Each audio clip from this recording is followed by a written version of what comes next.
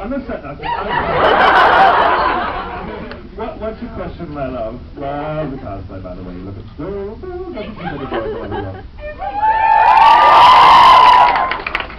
That's my woman. Maybe you should treat her better.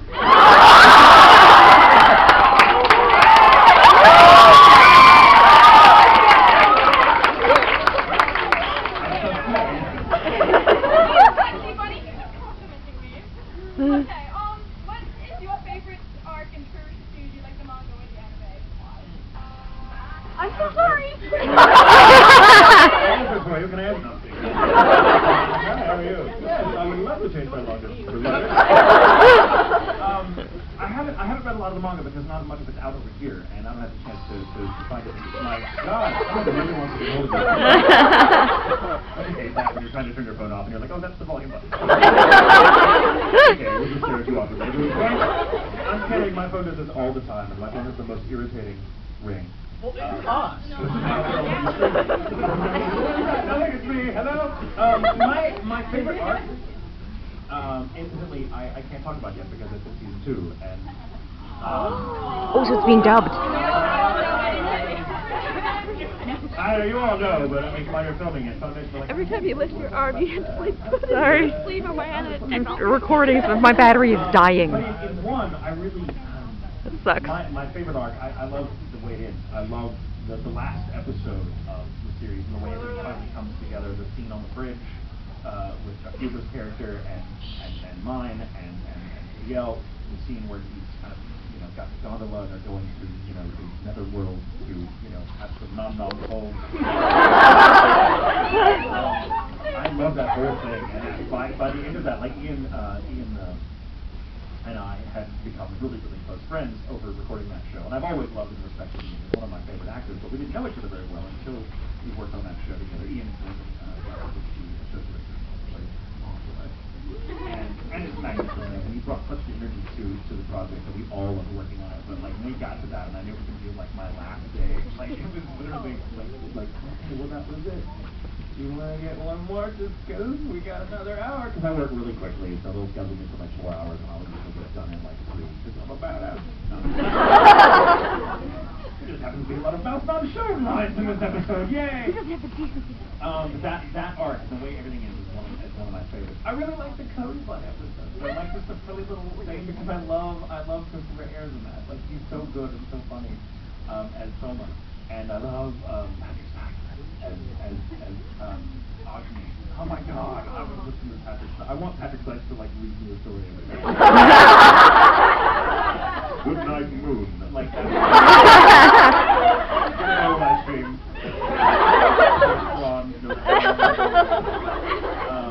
Yeah, so definitely that. I mean, I really like the whole series. It's hard to pick a favorite arc. My favorite arc really though is in the second season. So ask me that question.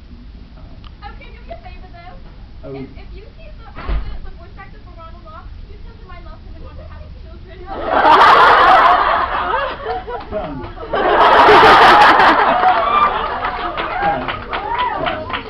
Not a problem, my dear. This is kind of serious. I've always been wondering, what is Rel's sexual orientation? Is that a real question? You don't know? He's a Reaper. I'm not sure they have an orientation. Yeah, he's a Reaper sexual. He's sexual. He's probably like, if you were a real guy, I'm pretty sure he would be what I like to call a homosexual. Someone who would do anyone for a buck.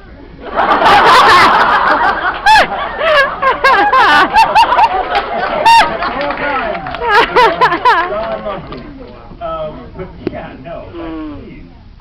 That's like really, that's like my mom asking me, like, what is my mom? Sorry, I have to explain to my mom really filthy terms that come up all the time. And she's like, what does this mean? I'm like, why are you asking me this? Why do you have the internet? Go look it up. No, never mind. Don't. I'll tell you. Enough panel, I'll have to tell. Whatever. Back. I see this one in the back. You with the is that like purplish hair? Oh, is it Mayrin? Hello, Mayrin. Oh, she's a little shy, isn't she?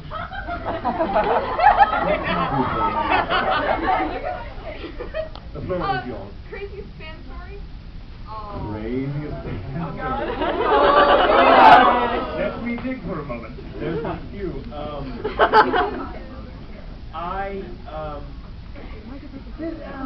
This is kind of dark. I don't want to go dark. This is not someone I ever met. This is someone that sent me an email on MySpace, right? Someone totally current. Funny, not dark. Funny. Okay, well, I won't tell that story then.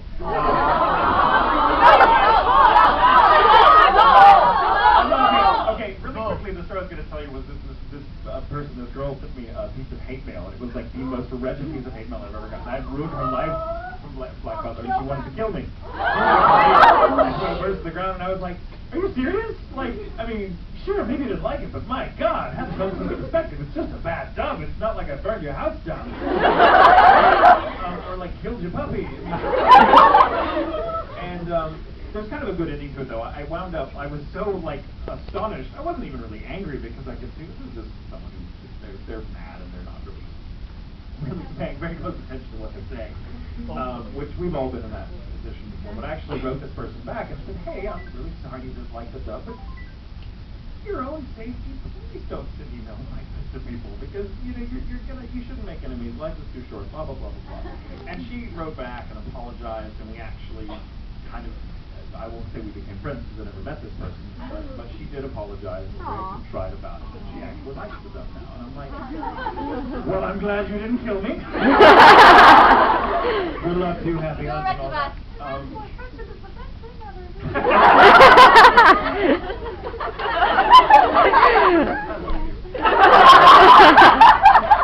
So, I think, okay, this is, and I haven't had a lot of crazy fan moments, like where people come up to me and they're like, I want you to have my children, I would eat your children.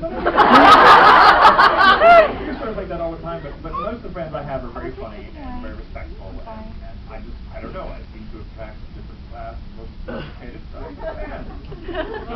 Don't know why, because I'm none of those things. Opposite attracting. When we were premiering Oron, the dub, at Anime Fest in Dallas, my hometown, I hadn't even seen it yet. I'd only seen my part, and you don't get a chance to watch the whole show. And I'd seen a little bit of stuff that I worked on in the Uncoder, but I hadn't seen the finished product of the dub, so I had no idea how the audience was going to like it. I was terrified, because that's always a terrifying experience to have to watch your stuff for the first time in front of a large group of people that are going to love it or hate it. If they hate it, you're a dead man. And there was Mike McFarlane and Greg Ayers, and we were watching this, and I'm thinking, oh my God. And the room was going to be like a room this size, and there were so many people, they kept having to bump up the room until like the fire marshal was like, that's it, no more people. And I'm like, oh my God, there's like a million people in this room, all watching this screen. And we were going to take questions between the 2 or 3 episodes we were showing. And so, and we're up there, by the way, in these really swank Oron jackets that we were then going to sign and give out to charity, which was really fun. But as we were taking questions, someone in the back raised their hand, and we, it was my turn, so I picked on the guy, and I immediately thought, oh, why did I do this? Because he stood up, and he was wearing this awesome samurai outfit. I don't know what character he was playing, or if he was playing a character at all, but it was this really very genuine-looking samurai outfit. In other words, not a guy you'd want to run into in a dark alley. And he stands up, and he's got the sourest look on his face. He's just staring daggers through me. He's like, I don't really have a question. This is more of a comment for Mr. Tatum. When he said Mr. Tatum, I'm like, oh, God. Like, no one calls me Mr. Tatum. I'm like, I'm in trouble.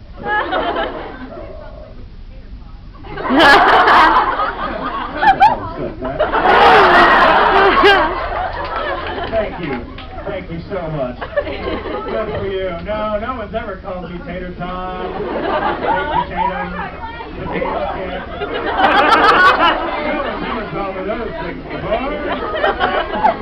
Kid Williams calls me his baked potatoes. I'm okay with that. Kid Williams is hot. But no, so this fan stood up, and apparently he explained, again, with this very grim tone, that Kyoya was his absolute favorite character in all of anime. And I was ready for him to go, and you destroyed it, and therefore must die. Someone like, unman me or something, with his samurai sword on stage. And And he just looked at me and he's like, and I just want to say, having seen this dub now, and mind you, the whole time, like, I'm like, oh, he hates it. Listen to it. He hates it. Like, he wants us to die. And he says, and he goes, we're watching this now. Like, I have to admit, when I heard that you were going to be cast, I thought this is going to be a train wreck. This can't be good. Why would they get this guy to play it? Were other people like was Troy Baker out of town? You know what happened? It was like really, and I'm like, oh God, this is killing me. Why did I think of this guy? And like Mike and Greg are slowly moving away. and I sit there, and he goes, but having seen this now, and he beams. He just smiles, and then he puts his hands together and he bows.